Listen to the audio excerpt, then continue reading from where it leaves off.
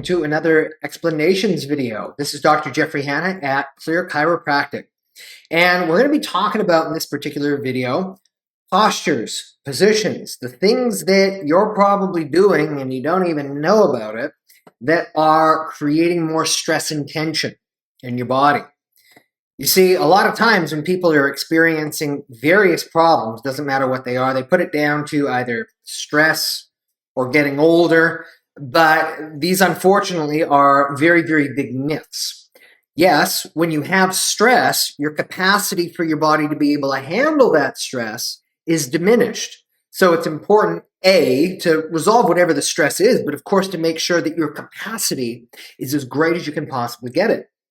The second thing then has to do with chronological age. You see, if it was just a matter of people getting older and things go wrong, every single person, by the time that they'd be 80 or 90, their body would be completely broken. And that, simply put, is not true. You've also got it where some parts of your body might be broken and others still work fine. So there's a difference between chronological age, that is your actual birth date, versus biological age, the amount of stress that has affected you in different parts of your body, which may have prematurely worn out. There is a difference.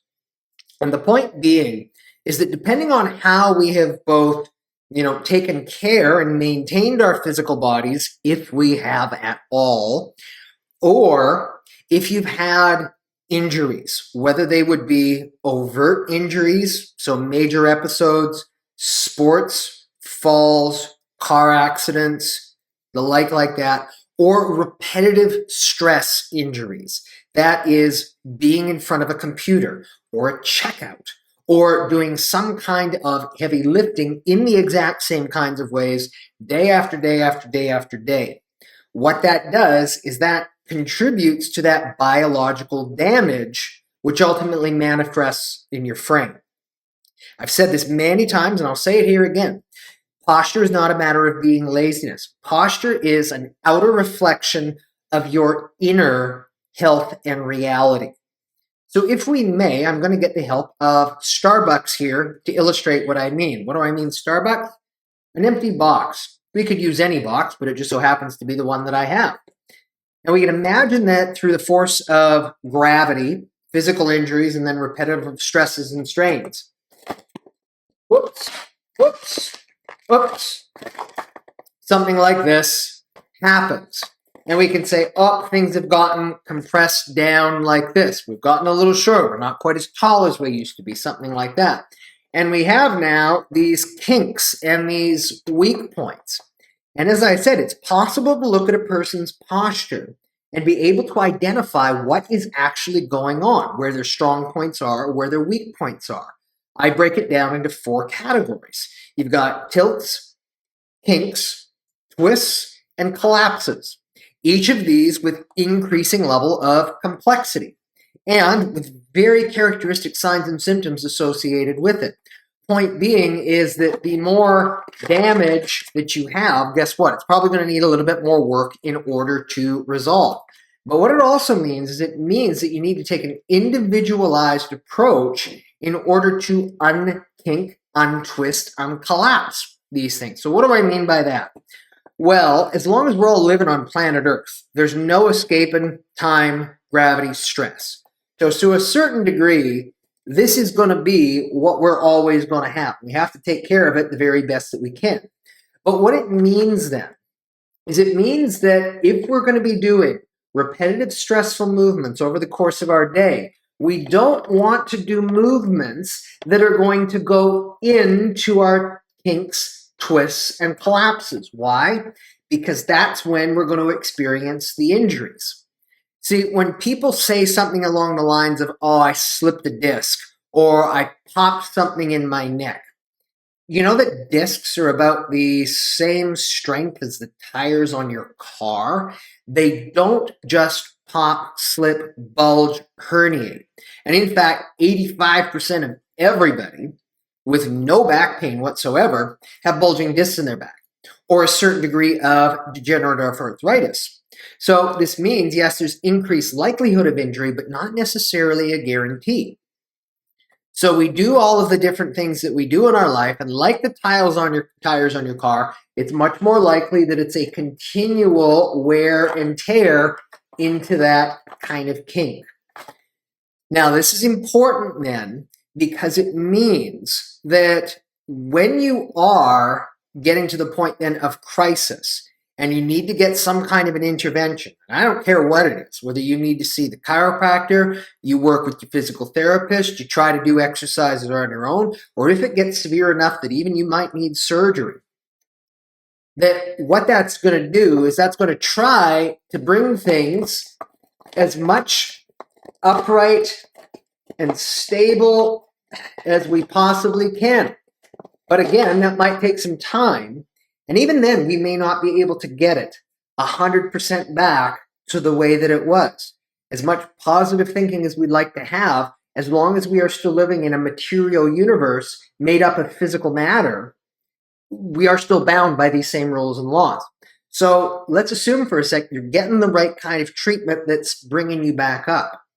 But what's also important then is that the activities that you continue to do in the course of your life are not going to be the things that are just going to cause that to collapse back in.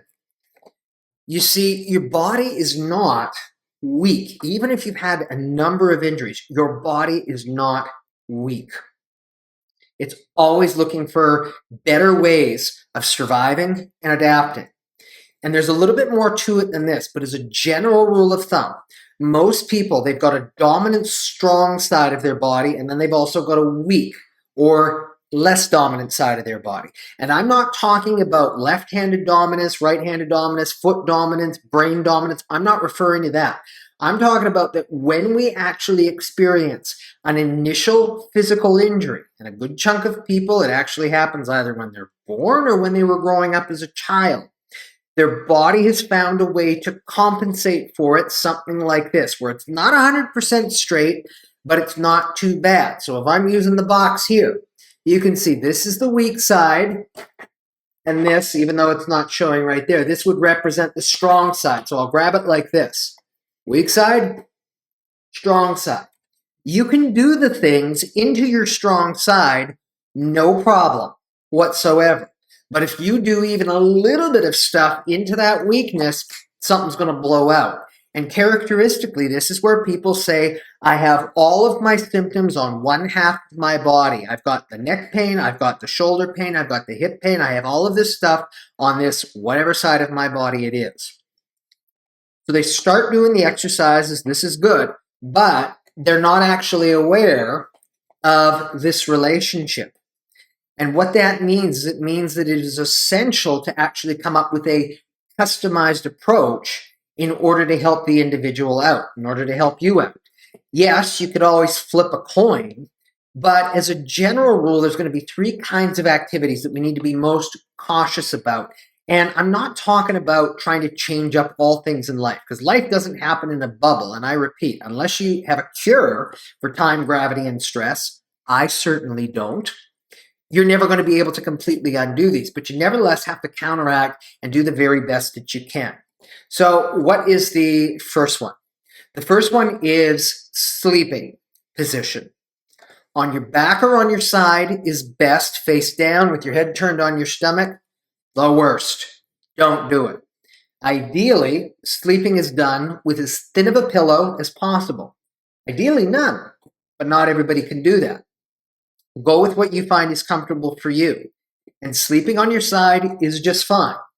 However, if you roll your shoulders or you roll your hips or you hug the pillow by sticking your head really far forward, what you are most likely doing is you are actually straining your body into the wrong position. And this characteristically then is why people have so many physical injuries in the morning when they get out of bed, or they experience a headache, or vertigo, or dizziness, or something else getting out of bed in the morning.